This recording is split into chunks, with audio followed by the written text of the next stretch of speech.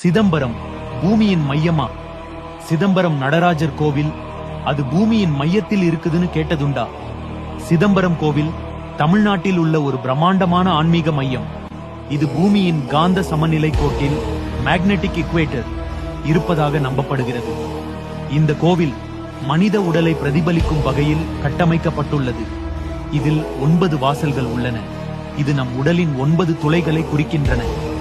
கோவிலின் கூரை 21,600 தங்க ஓடுகளால் ஆனது.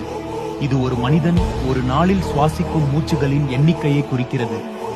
இந்த தங்க ஓடுகள் 72,000 தங்க ஆணிகளால் பொருத்தப்பட்டுள்ளன.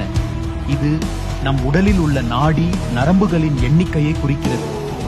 கருவறை கொஞ்சம் இடதுபுறம் சாய்ந்திருப்பது நம் இதயத்தின் இடத்தை பிரதிபலிக்கிறது. சிதம்பரம் கோவில் பூமியின் மையம் அல்ல, ஆனால் அது நம் ஆன்மாவின் மையத்தை தொடும் சக்தி கொண்டது. ஓம் நம சிவாய.